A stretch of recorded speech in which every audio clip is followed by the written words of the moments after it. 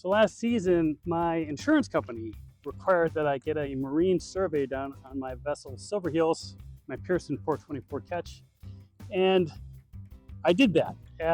Around March of last year, a marine surveyor inspected my vessel and found a problem on the Skeg. He said that the Skeg had some moisture in it.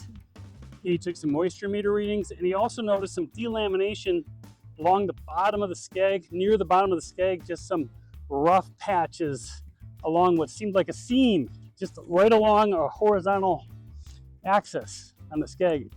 And that, he said, that could be a problem. You better, talk to your fiberglass guys at the boat yard and take a look at that. That was a bit of a problem. You can find out more about that from a video I posted last year. I'm providing the link for you here for your convenience, but you can also find that on my channel. So the fiberglass specialist at the boatyard concurred with the surveyor that there was some potential delamination there, but he also said that there wasn't anything imminent that required immediate attention prior to splash. And mind you, this was spring of 2025, and it was getting close to time to splash. So it was great that the fiberglass guy said you could splash and not have a huge issue here, but after the season you're going to have to do something about that. Well, it's 1 year later, and I've been working on that problem ever since. And I'm about to show you what I've done to address that problem and what I've learned.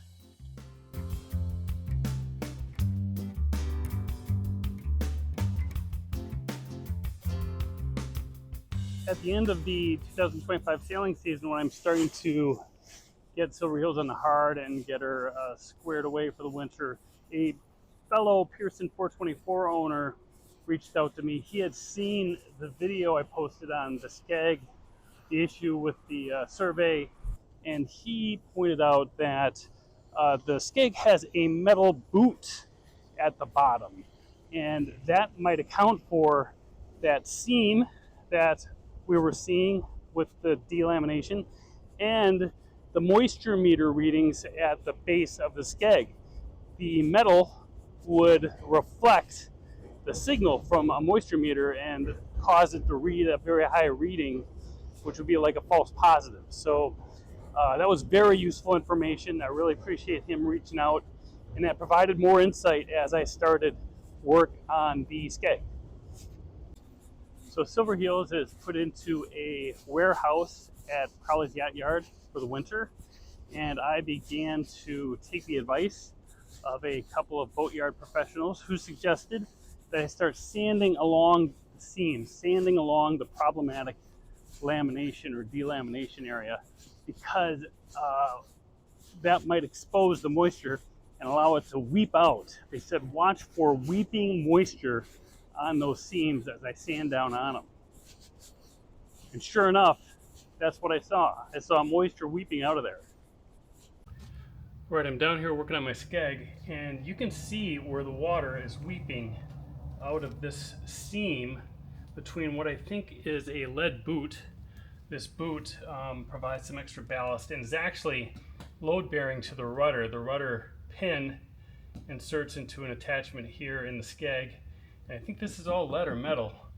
And the seam between what's probably all fiberglass up here was compromised, and a little moisture's got in there, and you can see how this weeping is occurring as I'm sanding along the seam. So what I'm going to be doing here today is continuing that effort, and I'll put a little mask on, take these glasses off, and I'm going to continue to sand on the seam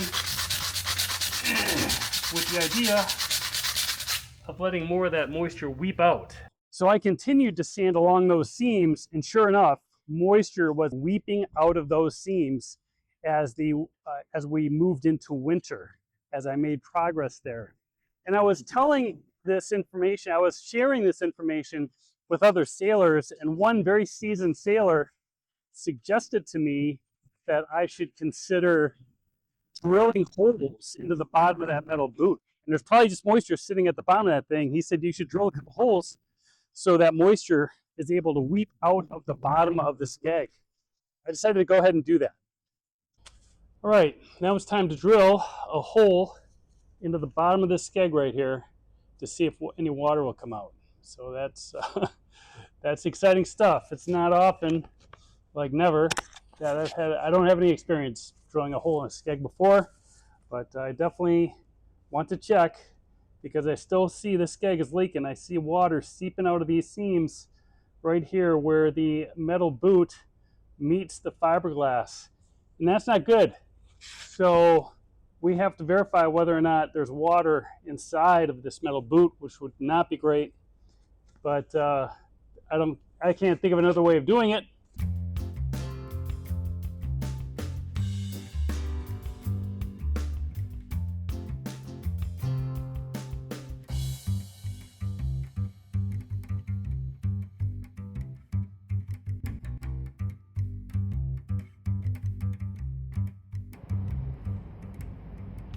You can see here that that metal is like brass. It is it's some sort of like copper alloy. I'm betting it's brass. And yep, that is a nice solid metal boot.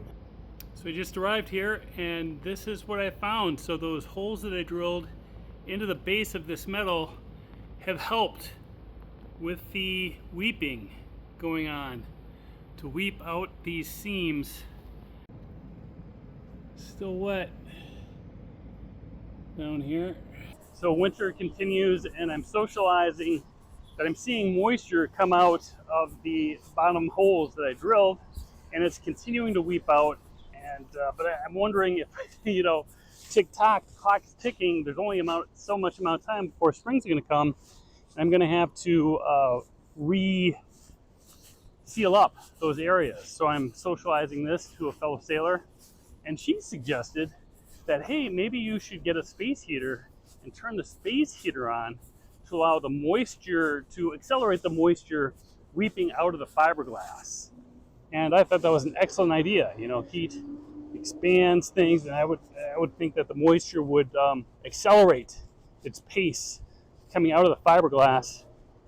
So that's what we did. I did bring a space heater into the warehouse and ran it every time I was there. I didn't run it when I was not present, but tried to heat up that skeg while I was present so that that moisture would accelerate in the weeping process. I'll show you the space heater that I'm using.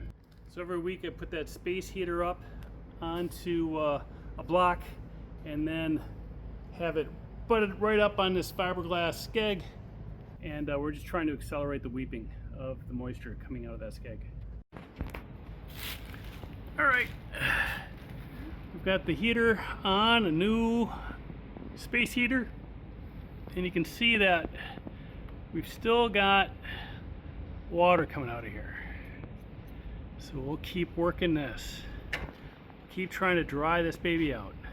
So I continued to monitor the moisture draining out of those newly drilled holes at the bottom of the skeg, at the bottom of that boot. And week by week, I noticed moisture dripping, but I wondered where is going to be the end. And I decided also, in addition, to start monitoring the moisture meter readings along the surface of the skeg. I would take that moisture meter, and it's an inexpensive moisture meter, so the readings aren't going to be perfect and overly accurate, but I thought I'd take those readings week by week to get a better sense of whether or not moisture was indeed draining from that skeg and the skeg was drying as we had hoped. And for the most part, that was happening. The moisture was indeed coming out. The skeg was drying. You can see that in the moisture meter readings over time, which was very encouraging, except for one little problem spot. It seemed like this one little area on the skeg continued to read a little wetter than the rest. So that was troubling. So if you have further interest in what happens next with the skeg and the fiberglass, look for a video here. In the near future, I'll be posting a second part of this effort to completely dry out the skeg and repair the fiberglass. So I want to thank my subscribers. I really appreciate your support. If you've stayed to the end, please consider pressing that like button. It really helps the channel grow. This is Sailor Eric. Thanks for watching.